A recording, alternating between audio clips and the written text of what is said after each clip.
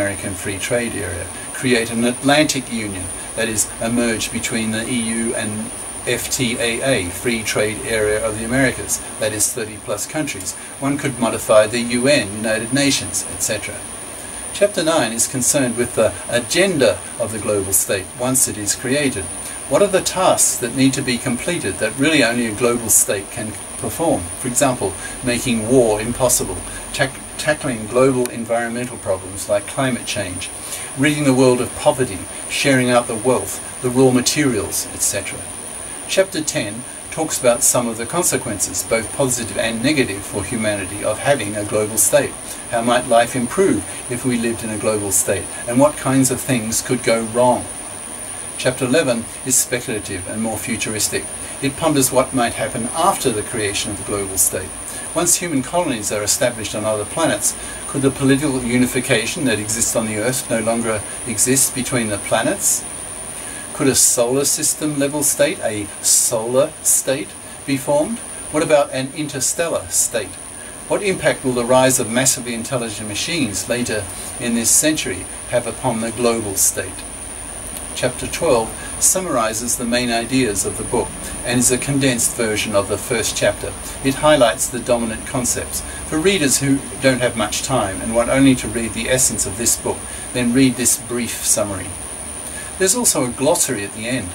This book contains so many new ideas and concepts that there's a corresponding need for a long list of new terms and phrases, 100 plus of them, to express these ideas and concepts. The glossary can be viewed as almost a little book in itself, worthy of separate study. Readers may even stop reading at this point in the first chapter and jump to the glossary to obtain a quick overview of what the book is about, and then return to this point. Many of the terms in the glossary use several paragraphs to explain them, so are little essays in their own right. By reading over 100 glossary items, readers should acquire a new vocabulary to express the ideas of this book. B. Multis and monos. One of the recurring themes of this book is that people who are monocultured, that is, who have lived in only one culture, are limited as individuals by the limitations of the single culture that programs them.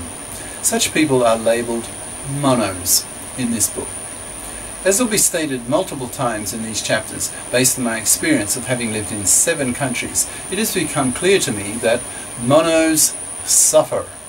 That is, they unconsciously accept customs given to them by their monoculture that are actually harmful, but due to the fact that customs are usually unquestioned, simply because they are customs, the damage done continues unchecked and affects the quality of life of millions, if not billions, of people. One of the main aims of this book is to make its readers conscious that monos suffer, by providing many examples of how this occurs, presenting in a case-by-case basis the superiorities and inferiorities, as I see them of course, of several world-class cultures, most of which I have either lived in or know well. Chapter 2, therefore, is devoted to a list of the pros and cons, as I see them, of the habits, lifestyles, values, ideas of the countries concerned. A multicultural person, by definition, has lived in more than one culture, and is therefore capable of making comparisons between them. Such people are labelled multis in this book. In my own case, I've lived in 7 countries, each for more than a year, so I have an international basis for comparison that is a lot stronger than most people's. In practice, most people are monos. I would guesstimate that about 90% of the peoples of the world are monos. But due to a list of technological, social and economic factors, as discussed in Chapter 5, a growing percentage of people are becoming multis and are hence seeing the world through different eyes. In my own case, I look at each culture I have lived in with a very cold eye. That is, I observe, almost as a cultural anthropologist, at the various values, customs, habits, institutions, etc., and compare, rank, praise, and condemn. To any multi, this tendency to compare cultures is only natural. Anyone who's lived in at least 2 cultures or countries does this.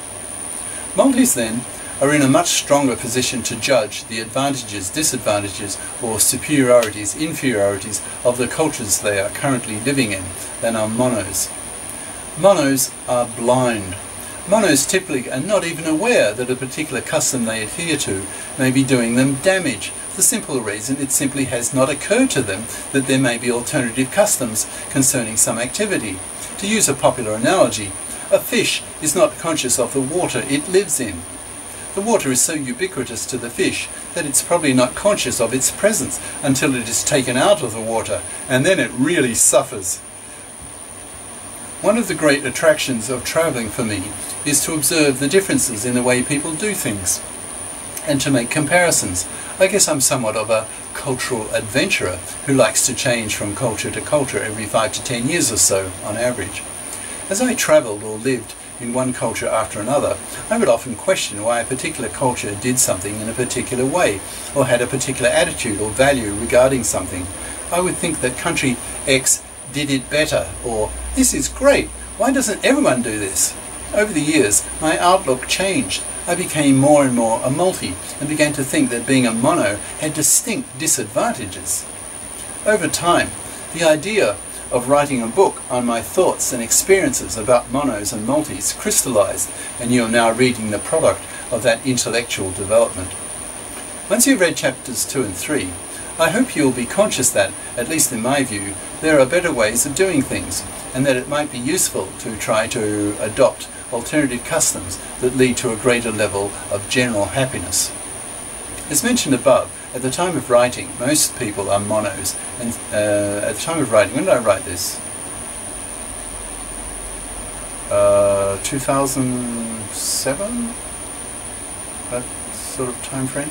Anyway, the book appeared in paper, in print, in 2010, so I guess I was writing it a few years before then.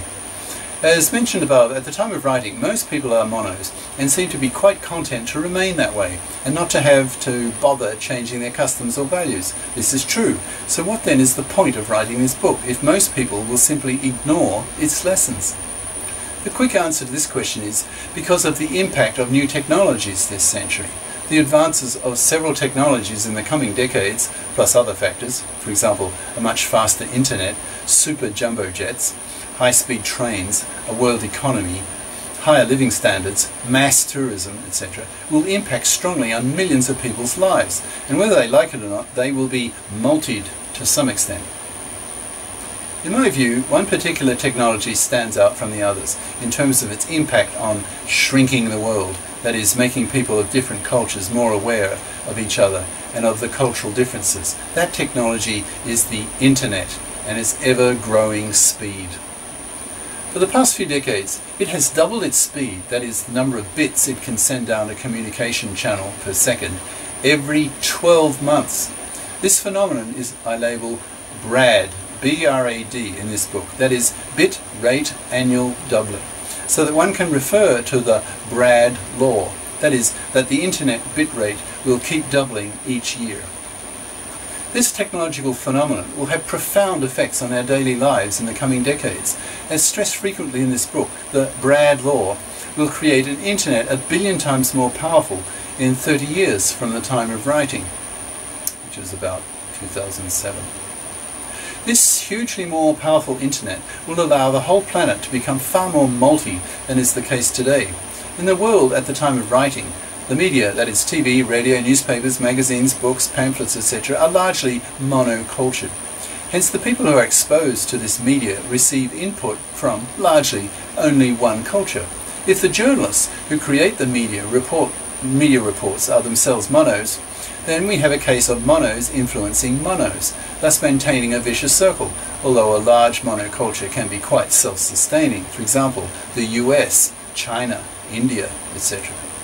However, with a powerful internet, it will become technologically possible for everyone on the planet to be provided with the media of the whole planet. That is, every TV channel on the planet could be brought into the living room of every person on the earth, or at least at first in the richer countries. As mentioned above, such a world media is labelled global media, in this book. It's a term that will be seen frequently in the coming chapters.